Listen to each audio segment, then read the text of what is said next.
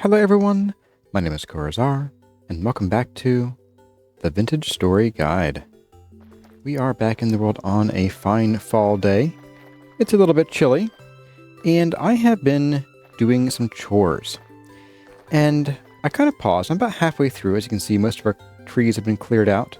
I've done some work in and around the house, organizing and patching up, and just kind of catching back on things that have been left undone, things that often just go unnoticed.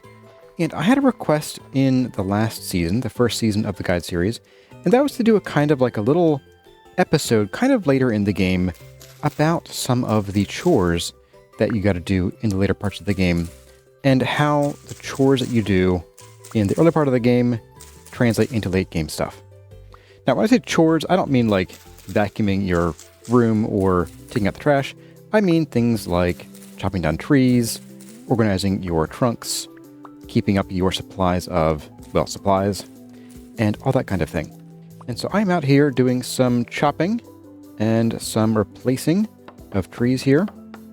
In this case, larch. It's actually been a while since I did any larch chopping, and it's time. It is beyond time. But I thought, before we break ground on the next project, which, by the way, will be the barns. I am designing some ideas for the barns over there.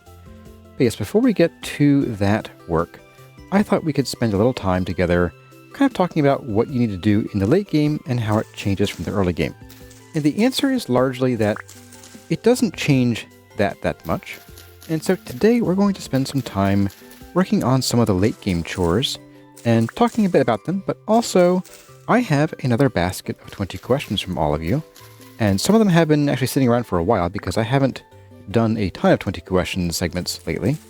And I thought we could spend some time talking about the chores and about some of the upkeep you have to do in the game. And also we'll talk about the blue cheese here shortly, reminded of that. And also, during some other segments, we will be answering your 20 questions. And I think I have a batch of interesting answers for some of you guys today.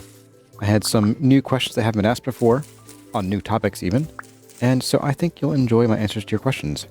The first thing I wanted to cover is that a lot of your chores don't change. You kind of always have a lot of upkeep, because Vintage Story doesn't have barely any of the automation features that you can find in that other block game. You don't have iron farms that can just generate iron for you while you're AFKing. You can't just leave your regular crop fields to grow year-round, otherwise they will suffer from cold damage. Now this can change if you live in the moderately warm south, but here we cannot leave our crops in the ground all winter or we will lose a lot of produce from them. So you will always be digging up clay for bricks or for whatever, maybe new bowls, maybe in this case bowls for lights, because I kind of want to put some tea lights out here because it gets really dark around here and it would be nice to just have a bit of light to see what all's going on at night. Because I have found several bears hanging around here, and I slew one the other day. That's right, this bear, I have no idea where she came from, because she is pretty far from Bearatory, which is all the way over there. But the main difference in Vintage Story is that while you do have to do a lot of manual chores, you can kind of pick and choose between some of them. For instance, like, do I want to milk the sheep? Not really. Sure, we could have an extra 2.5-ish HP in the game if we had our dairy filled out, but honestly, I think that's kind of more of a luxury, and I do wish that the food buffs from having your satiation needs met and your nutrition needs met were a little more impactful. Granted, taken together, they represent a large change, but it's okay to be missing any one of these categories, and you won't really suffer that much. The other main difference is just in how fast your chores can get done, because we are now working with steel tools, and so we are working like 7 times the speed of copper tools in some cases. So yeah, like even though leaves don't break any faster, this set of shears, has almost 10,000 durability. So that means that we don't have to go back and smith more of them to keep chopping these leaves down.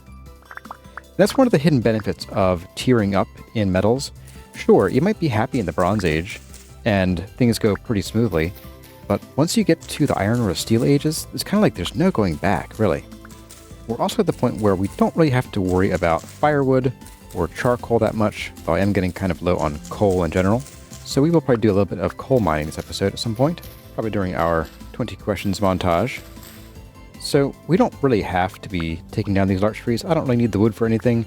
I'm just kind of replenishing the little bit we have used and just sort of getting ready for next year in case we have projects that call for more larch.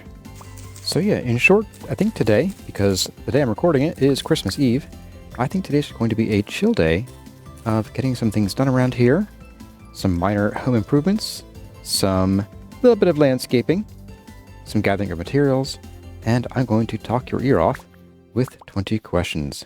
So I think, without further ado, let's get into the 20 questions. I will stop here and there to talk about different chores, perhaps, if I find anything interesting, and if I stumble across any new interesting discoveries. You know what we say here at Gaming with Zarrh? Let's get to it. All right, everyone, as promised, it is time for some 20 questions answers while I work on chores in the background. Our first question is from who asks, what do you think of the Doctor Who specials that recently aired? Doctor Who. Doctor Who is one of those things where I had some friends in college who loved the show a little too much. Their overblown enthusiasm really oversold the show to me, so much so that when I tried watching it, it didn't live up to the massive expectations impressed upon me. So, to answer your question, I have not had the remotest thought about the Doctor Who specials because I was entirely unaware of their existence. Vixen Varya asks, you've explained how you design builds, but how do you start planning a large build like the Hobbit-Hole? This one's difficult to answer because a lot of my planning boils down to, I want this to be a particular way because I want to. That being said, one of the most important things to consider is what you want each building or room to be used for, and then build it to the size you need on the first pass.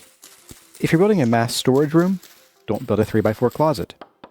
If you're building a house-like base, make sure to leave room for halls and doors to connect your rooms. Getting resources in Vintage Story can be a bit of a grind, especially when compared to other block games, so you don't want to plan enormous builds unless you're going to commit to them. A 20x20 kitchen in a 100x100 house is probably quite ambitious, and larger than what a single person in the world needs. In addition to size, I also consider accessibility when planning builds, whether they're monolithic bases like the Hobbit-Hole, or spread out like Lupine Ridge. Put your important stuff close together. You don't want to have to hike 100 blocks from your cellar to your kitchen, for example, and if your storage warehouse is tucked far away from everything else, then when you want to work on builds in your base, you have to spend a lot more time transporting materials to and from your trunks.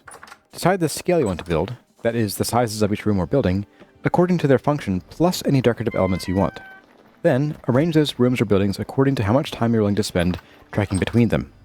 That should get you a pretty good idea of how you want to lay out your base. AK asks, what anime are you watching at the moment, and what are your all-time favorites? Right now, I'm watching the current season, which at this moment is the end of the fall 2023 season. I'm really loving Frieren and the Apothecary Diaries, excellent shows both. I've been mostly enjoying Goblin Slayer despite its questionable beginnings. I'm about to fall off the Jujutsu Kaisen bandwagon. I'm falling asleep waiting for something to actually happen narratively, and it's starting to border on Dragon Ball Z levels of fight duration. I am currently sleeping on Spy Family Season 2, but only because my wife wants to watch it with me once the whole season is out, which as of this recording is probably in a week or two. A couple of my all-time favorite shows that I go back to again and again are Steins Gate, Ascendance of a Bookworm, and Noragami. Rip in peace Noragami Season 3, that will never happen. Oh, and Relife. Can't forget Relife. That was excellent, and my wife and I have watched it multiple times. Alright everyone, taking a bit of a break from our 20 questions here.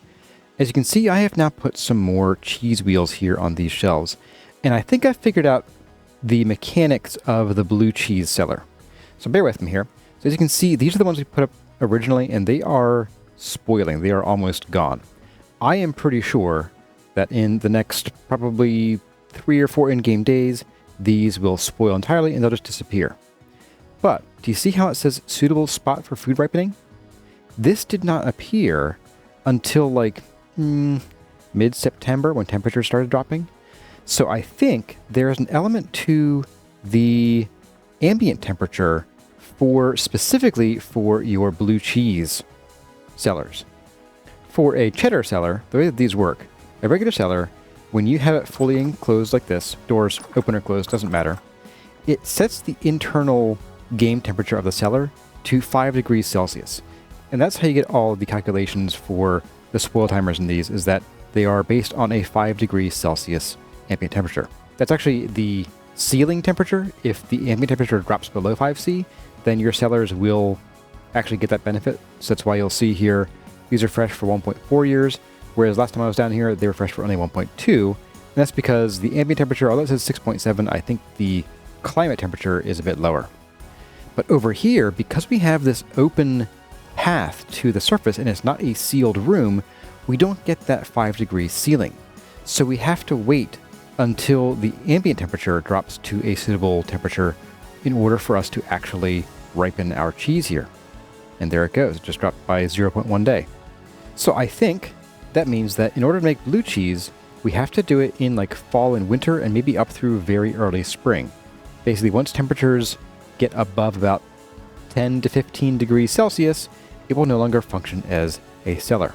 So to re-answer the previous 20 questions question about can I make blue cheese in the South, the answer I think is going to be generally no. If you're in a warm climate, you're not going to be able to make the blue cheese because it'll just be too hot and you can't seal it off, you can't seal the cellar, if you want to make blue cheese. Now there is a caveat that if you are building in the South and you have a very high mountain, or if you even just build a really tall box or big stick that goes into the air and put your cellar atop that, then you can end up with the requisite temperatures for making blue cheese. But at ground level, not so much. Now, while I have you all captive here, there is something I want to get to. A project that's kind of been languishing, and that would be, well, this one, if it isn't obvious by me, being here. I think we need to finish up kind of turning this into an actual functional space and not just a bunch of dirt blocks piled up. And I think I would like to finally break this off out of here and be able to run it on its own gear rather than having to bring it over here instead. So in order to tell myself that we need to do this, I'm going to do it right now. We're going to get rid of that.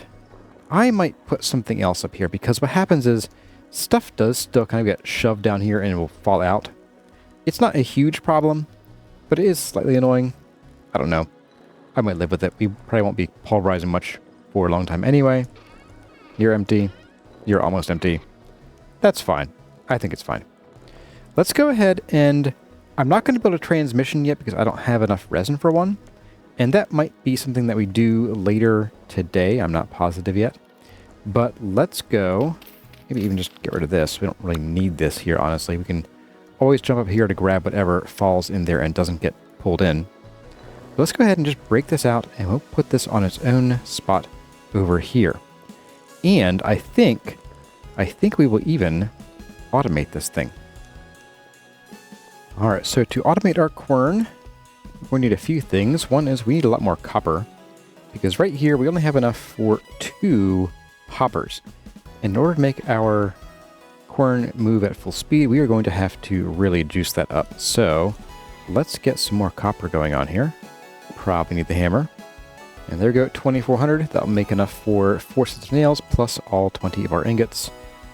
That should get us pretty close. We might still need a second batch of copper to do this, but let's get this moving on now. With our very, very small supply of fuel left, I suppose.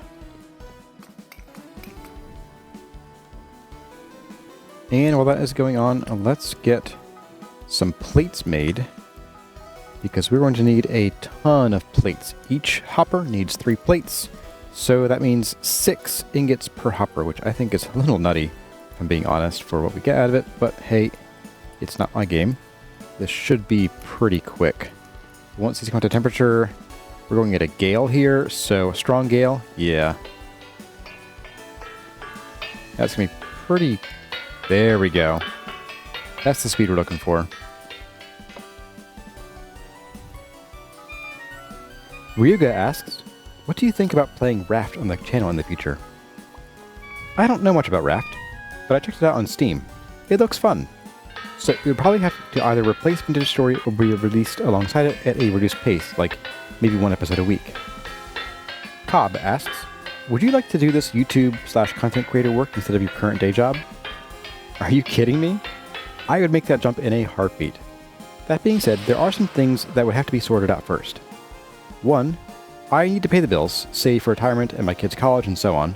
The channel is currently a tiny fraction of the size it would need to be in order for me to support myself and my family. Especially given that my day job provides benefits like health, dental, and eye care, I have estimated it, and at minimum, the channel would have to grow by a whopping 20 times its current size and viewership before I could even consider doing it full-time. 2. Going YouTube full-time means putting myself at the mercy of Google and YouTube's policies. I've seen a number of high-profile YouTuber channels get taken down by frivolous DMCA actions and automatic copyright infringement detection gone haywire. And no YouTuber is by themselves generating enough revenue for Google for it to be worth their while to fight them. So YouTube rolls over at the drop of a hat when they get away from the DMCA. They put the burden on the creator to prove that they're not in violation, but ultimately, if the copyright-holding party doesn't back down, there's nothing you can do to recover the channel, even if the copyright holder is wrong, and even if you didn't use any content they actually own in the first place. That kind of legal jeopardy isn't something I much want to subject myself to. Brian asks, can you stop saying "oh queso" so much? It's making me hungry. Oh queso? How is it making you hungry? Okay, so let's move on to something else. Dryocht asks, have you ever considered narrating audiobooks? I've actually gotten this question from a surprising number of people.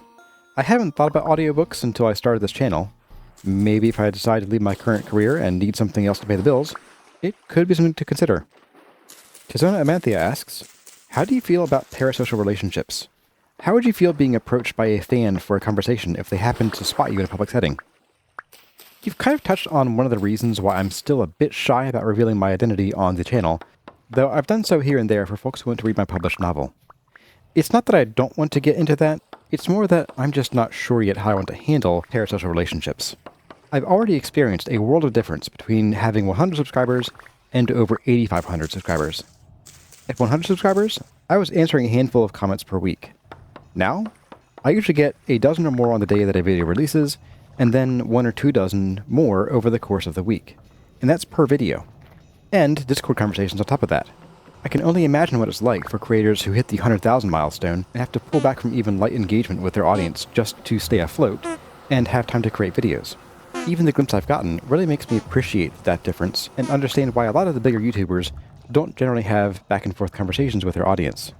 If this channel ever gets to that size, it'll be a bittersweet moment. On the one hand, it's a big measuring stick of success. On the other hand, it'll mean I'll probably also have to spend less time with each individual in my audience because I only have a few minutes every day to answer comments, chat in Discord, and respond to 20 questions.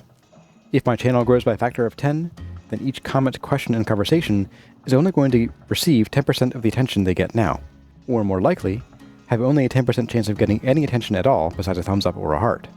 I'm rambling a bit, but your question is a topic I've thought about more as the channel has been picking up lately, accumulating over 500 subscribers a month for the last 6 months or so.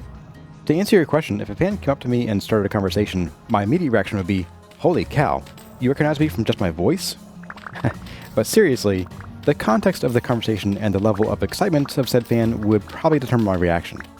In a setting like a convention or other meetup where I'm there specifically to interact with fans, sure, I'll chat a bit, but if there are several people who want to join in, I'm going to have to split my attention as fairly as I can. If I'm just out and about on my own, I'd probably be happy to chat for a few minutes, but not like spend a whole day hanging out. Though, I could be bribed with good food. Overeager fans are definitely a difficult topic to consider. On one hand, you don't want to disappoint someone by not being similar enough to your protected persona when they meet you in real life. On the other hand, never meet your heroes, as they say.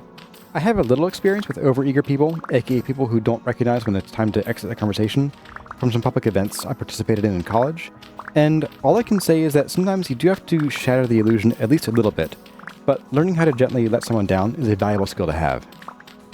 Professor Y asks, are there any mods from the other block game that you would like to have in Vintage Story? While I have a few favorite mods for the other block game, I don't think I'd want to see them in Vintage Story. The two games are different enough that a one-to-one translation of a mod, especially a large one, from one game to the other might just feel weird and out of place. My absolute favorite mod for the other block game is one called Twilight Forest. It adds a whole other dimension and a new type of portal to get there, and a huge path of progression in the new dimension filled with rainbow trees, cuddly critters, and legendary monsters. Would I want that in Vintage Story? I'm not sure. Vintage Story is still far from complete, so there could be tons of features similar to mods for the other block game that Tyron's planning to introduce to the vanilla game. I want to see the totality of what Vintage Story should be before I go wishing for new toys. Okay, our clay is away. It is a high rift night. Drifters are out there. Oh, somewhere. Heard them a moment ago. And so I think it's a prime time for us to get down to business doing the rest of our smithing here. There we go. That's the sound I like to hear. All night long. Brr. Helps me sleep. So we already have 2 hoppers, and we're going to need 2 more. So that's going to be 12 of these. That gives us 8 for smithing tubes and such. I think we might need some more. So I'm going to go ahead and just hammer out some of these into here. And let's fire it up. Okay, excellent. So let's start. So we have a breeze today. Yeah, let's go for it. Let's just try to get all these done while we're here.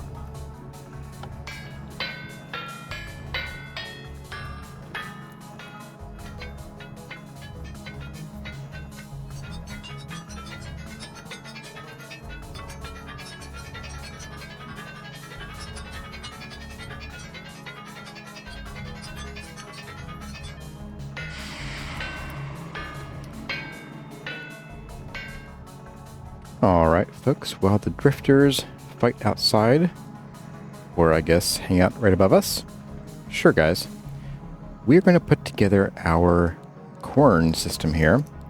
Get this out of it, and we are going to tear this down once and for all. Farewell, farewell, farewell. So we are going to be powering this quern off of the side of this. Now, querns have a bit of a funky property when you're going to automate them, and that is, one, they can be powered from either the top or the bottom. However, you can only feed items into it from above, directly above. So we have to actually bring a gear off of here and then either rest the quern on top of it, or we have to bring the gear and shaft down, make a little bit of a U-turn, and then set the quern up somewhere here. Now, I think I might want to go for that second option because it just tends to work out a bit better. I think we're going to put the quern probably right here, actually. So I have in this chest a few things that we will need, or that I think we'll need, in order to build out this quern system. Let's go ahead and we're going to actually move this first. You go there. Okay, much better. So we're going to need to drop some axles lined up here, so right there, except not quite like that. These need to be vertical axles, and they take forever to break without an axe. There we go. So our quern is going to rest on top of this axle. There we go. We're going to have our hoppers, one on each side, like so. Let's get our other 2 out of here. Like so, and like so. There we go. And I brought along these extra blocks that we can put up a bit of a barrier, kind of like we did over here, only it's going to need to cover these corners here, so we're going to kind of do something like this, I think, just for simplicity. I might even sort of fancy this up and put something interesting under here, but for now we're just going to leave this like this, just so we can see what we're doing and access it. And there we go. So, let's see, we need to bring the... No, we can't do that. We're going to have to push you over one more, my friend. Because I can't bring an axle off of here in this space with this hopper here. So I'm going to move this over 1 block, and we will continue after that's done. Okay, there we go. Now we can bring an axle off of here with a gear. Let's get, need a few. And we have a very few pieces of resin to make angled gears.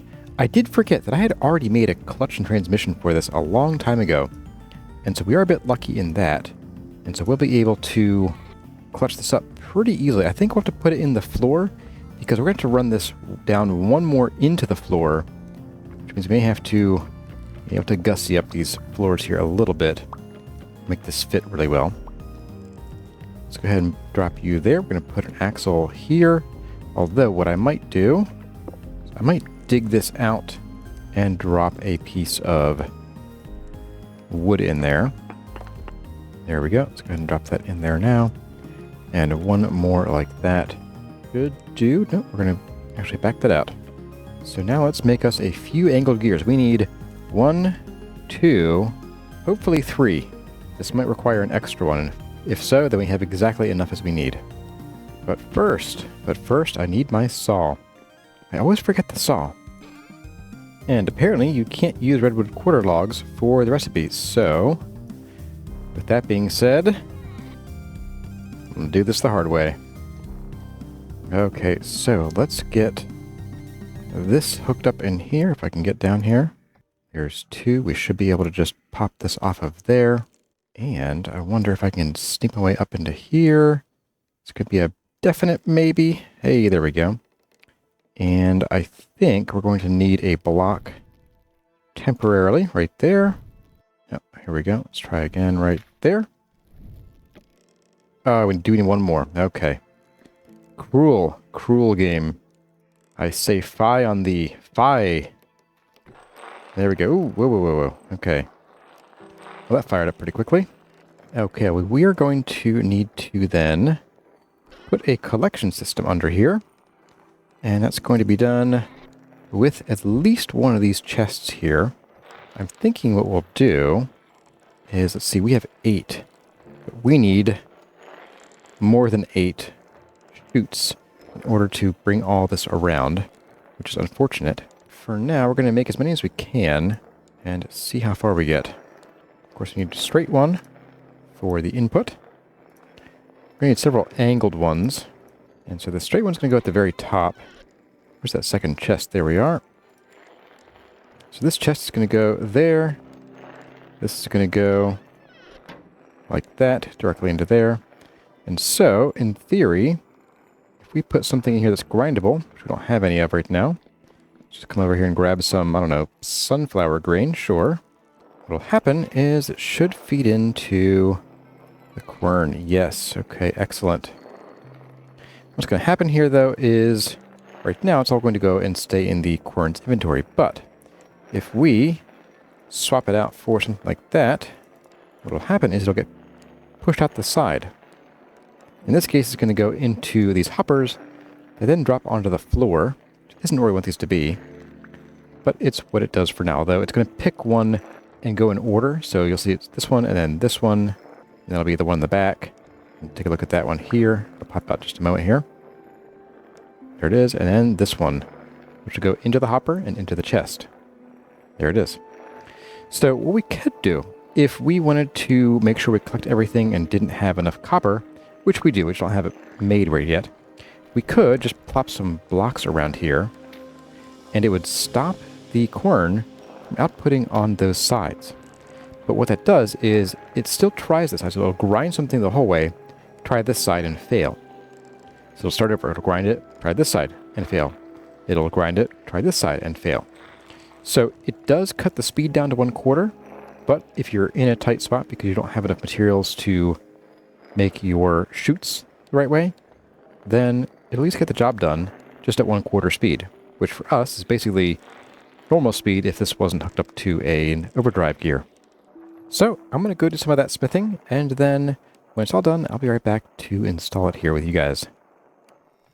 All right, one interminable time later, along with about 14 hammers and all my copper, let's head down here and, ooh, you know, I'm reminded, since we're in our cellar, let's go check out our cheese. Okay, as I suspected, we have rot. Well, that's unfortunate, but it looks like we have a few days, a few days, a lot of days left to ripen on these guys. That's fine.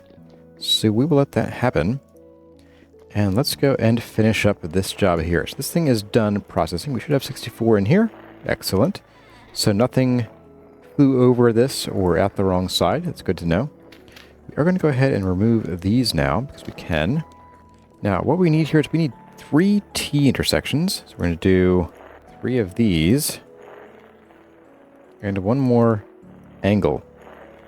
Now, do you recall that useless tool that I said we would never use again except for once. The wrench. That's right. We're going to be using the wrench again today for the first time in a very long while, because these don't always end up placing themselves the way that you want them to. Whoops. See? So, we don't want that happening. We need to make sure that this actually faces the right direction. I'm just going to sneak in here and drop you there. Hey, you went the right way. We're going to go ahead and spin this around a little bit. There we go. Nice. And that one's going to do that. Of course you are. Of course you are. Okay.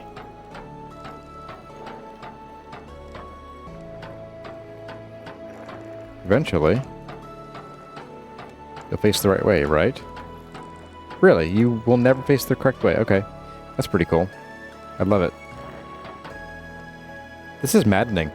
So, for those of you wondering why I didn't, jump at the chance to automate everything, this is why. This silliness is exactly why I have not really spent any time doing more automation, especially with item shuttling, because while things like the pulverizer and the health hammer are simple enough, when you get into moving items around, it just gets really, really nasty sometimes. I think there's a way to sort of finagle it if we sit down real close and do it this way.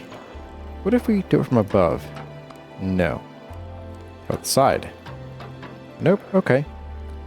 Well, I'm going to see what I did wrong and see if I can fix it. But it looks like these can't just be corners, which is really annoying. That is really irritating. Well, everyone, after a little bit of perusing the wiki and some discussions online, it appears that I have spent my time wasting a lot of my time, specifically, and wasting, let's see, 9 plus 8, 17 ingots worth of copper here, because those little things cannot be turned sideways. They must always have an up or a down element to them. So we're going to do the thing we did last season, I think we did, where we will just have one chest, wrong way, under each hopper here, and call it a day. Because wow, that is irritating. That is pretty irritating, not gonna lie, guys. Let's just drop these in here, and we're gonna walk away. Can I reach you through here? I can. There we go. So, once we get our other tools that I left upstairs again, we can do a couple things, which is make a couple more blocks like this to place up here and up here. That will just keep anything that pops out at an angle from flying off to the side. It generally won't fly over the top of the hopper. It just doesn't have that much momentum. We're going to eat my words later, but that's fine. And we are going to tear out this bit of the floor, this axle. Ah, that sound goes away. Wonderful. And we should be able to pop in a transmission there and a clutch right here. Hey, look at that. Oh, and the game decided it's had enough of my shenanigans. Ooh, that was close. Okay. That was wild. Okay, I'm going to go ahead and fix this floor here. Going to fill in all these extra blocks that need to be filled in. I might even just do stairs here, just so we can have a nice little indent in the floor rather than just having a cutout. And then we're going to go and probably for our last act is we're going to continue pushing some cheese along, it's for sure. And then we're going to go and get some coal, because I don't know if you noticed, but our coal stashes over here are mighty drained. And I realized something. I've been doing something not really wrong, but maybe a little suboptimal, is that I have been doing all of my smelting in here with the brown coal when I could have been using anthracite and using basically 1/3 the amount of material. So if I would normally use, say, 12 pieces of brown coal, I could use like 3 or 4 anthracite and do the same amount of work in the crucible. And that would let me save a lot of coal for under here, because we are stuck at 60%, and this is going to go nowhere until we get some more coal. And it's one of the quirks of anthracite is that it's not very good for use under there, because you don't get the benefit of its burn time, so not really worth it. And it's also not really worth it to use it in a forge, because again, burn time stays the same as every other type of coal. The only place that anthracite or black coal or anything really gets their bonus burn time is in a fire pit. So I'll see all of you when we are going to go out and get us some more coal, and we'll finish up our 20 questions. Now, of course, before we go out, because it is now getting toward winter and the temperature is in the negatives, we do need some warmer clothes. So we're going to swap out for all of our stuff here. It's all in good condition. We have a little ways to go before we need to repair it. So let's go ahead and just swap out everything that we can here. And we'll be nice and toasty while we are out and about. Let's go mine us some coal. Venom asks, have you thought about using the electricity mod in Vintage Story? I have looked up that mod on the mod database before, and it looks interesting, but it doesn't look like something I'm seeking when I play Vintage Story. It could still be something to be added to a heavily modded playthrough at some point in the future, but given my answer about how I choose mods for the guide series in the last 20 questions segment, this mod would certainly not make the cut for this series. Lord Jar Jar 740 asks, what are you looking forward to with multi-block vehicles, and how far do you think the feature should go? Oh boy, I could talk about this for a while here, so why not? Let's do it. The answer to the first part of your question is that I am most excited for boats and ships. I'm hoping we can make them reasonably large enough to maybe have a mobile home with most, but probably not all, of the functional parts of a full base in Vintage Story. I think it would be really neat to be able to explore the world like that, without having to hoof it with a chest on my back. As for how far the feature should go, the answer to that is tied pretty strongly to what the terrain is going to look like in the, quote, final version of Vintage Story. Clearly, oceans are planned, so boats and ships are in. Check. It sounds like carts are planned as well, so that's already done. I think that does mean we'll need to be able to tame some kind of beasts of burden, oxen or horses or something similar. I also think that the terrain generation should probably be tamed a bit.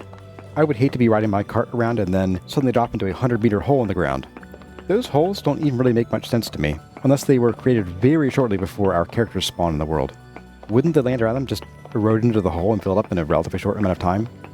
As for other kinds of transportation, well, I think trains could be neat. I worry that building them would be too monumental a task to even bother with in a single-player world, and even if you could build one, what material are we going to be getting in such quantity that we need a train, and what are we using it for? Airships are another one that I'm torn on. On the one hand, air travel makes games like this a little too easy. Take the Elytra in the other block game as an example. You get to skip all the challenges on the ground, and aside from the possibility of accidentally crashing while flying, there aren't really any airborne threats to replace the ones on the ground. However, flying is definitely cool, and with the still crazy terrain generation present in Vintage Story, it might just make good old plain sense that the Seraphs would figure out how to build personal aerial vehicles to navigate some of the wackier Perlin noise terrain. On the other hand, if the terrain is still a placeholder and tamer, more realistic terrain is meant to take its place eventually, then air travel might be able to be skipped. Well, everyone, that concludes the 20 questions segment. Thanks again to everyone for submitting your questions.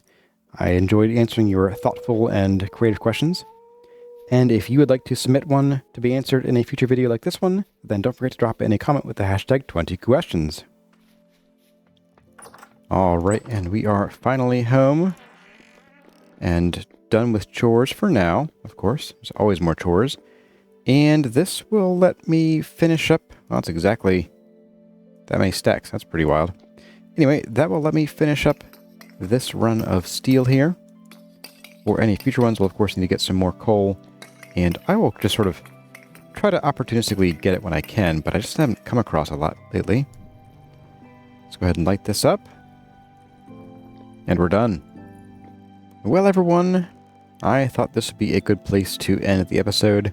So you can see our little sort of red caution tape around the floor there. But that is going to do it for the episode. I hope you enjoyed our little discussion of late game chores, how they differ and how they don't from the early game kind of survival loops and so on. And I hope you enjoyed my answers to your 20 questions. If you enjoyed the video, let me know by leaving a like or by dropping a comment in the comment section below. And I'd love to have you subscribe if that's your thing. As always, My name has been Kura. Thank you all for watching, and I'll see you in the next one.